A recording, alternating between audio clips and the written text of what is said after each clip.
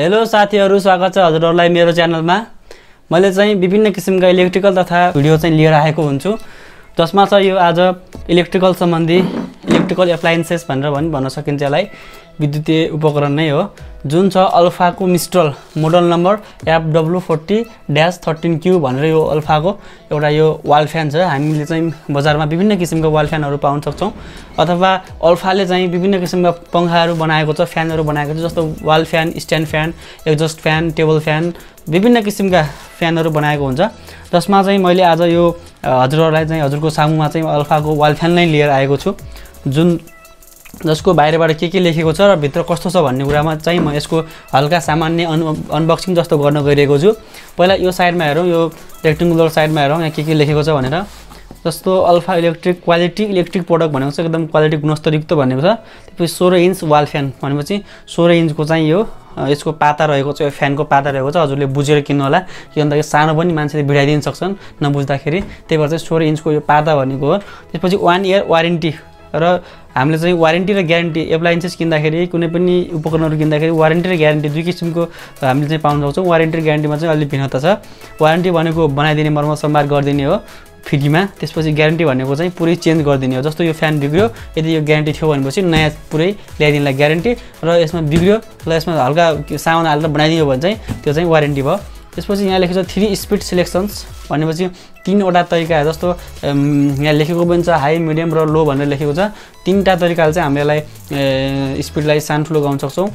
Silent operation, एकदम शान्त स्वभावको, मतलब हामीले चलाउँदाखेरि पनि यसको धेरै आवाज आउँदैन भनेको। अनि operation oscillation from broad room coverage tilts to direct air where needed. हामी चाहिँ यो चाहिँ जहाँ प्रयोग हुन्छ, जहाँनिर प्रयोग हुने त्यहाँनिर राख्यो भने चाहिँ एकदम डाइरेक्ट हावा एकदम दामी आउँछ भनेर भनेको हो। त्यसपछि चाहिँ यसको छ यतातिर यो मोडल नम्बर अघि नै मैले भनिसकेँ, भोल्टेज 230 भोल्टेजमा बल्छ, फ्रिक्वेन्सी चाहिँ 50 हर्ट्ज, सबै नेपालको फ्रिक्वेन्सी 50 हर्ट्ज, पावर 55 वाटको चाहिँ यो हो, 55 वाटको।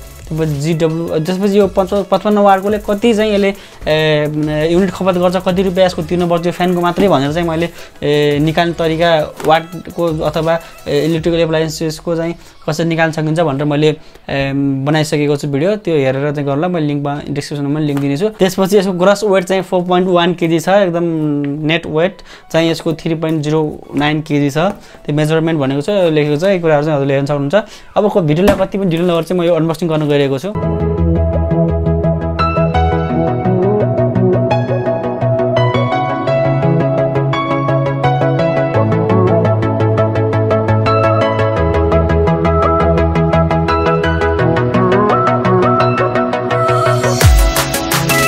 यो वायर चाहिँ मैले लामो तार चाहिन्छ भनेर चाहिँ मैले आफै राखेको, यो चाहिँ आउँदैन त्यसमा प्याकमा।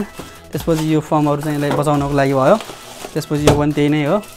त्यसपछि चाहिँ हाम्रो यहाँनिर यो छ, एउटा ब्याग छ, सायद मलाई लाग्छ मैले खोलेकै ल्याएको थिएँ, नत्र पनि एउटामा 2टा जति हुन्छ जस्तो लाग्छ मलाई। फ्यान हुनुपर्छ 2टा हुन्छ। त्यसपछि यो पोलिथिन ब्याग चाहिँ काम प्रयोग गरिसकेपछि राख्नु पर्यो भने, जाडो याममा काम नहुँदाखेरि चाहिँ यसलाई भित्र खोलेर चाहिँ यसरी त्यसलाई चाहिँ कभर गरेर राख्न सक्छौँ भन्नको लागि चाहिँ बनाइदिएको हो। हजुर चाहिँ यसले प्रयोग गर्न सक्नुहुन्छ। यस्तो छ, खोल्छ, यसलाई पनि यता साइडमा राखौँ। त्यसपछि हाम्रो यो पातालाई हेरौँ, यो पाता छ एउटा, यो चाहिँ 16 इन्चको पाता भन्यो। त्यसपछि यसलाई हामीले फिट गर्नुपर्छ, म चाहिँ फिट गर्दिनँ, अनबक्सिङ मात्रै गरेको हो। त्यसपछि अर्को छ यो चाहिँ हाम्रो चाहिँ यो कभर भयो, फ्यानको कभर, यो पनि कभरै भयो। त्यसपछि यो चाहिँ हाम्रो मेन मोटर चाहिँ यसमा हुन्छ।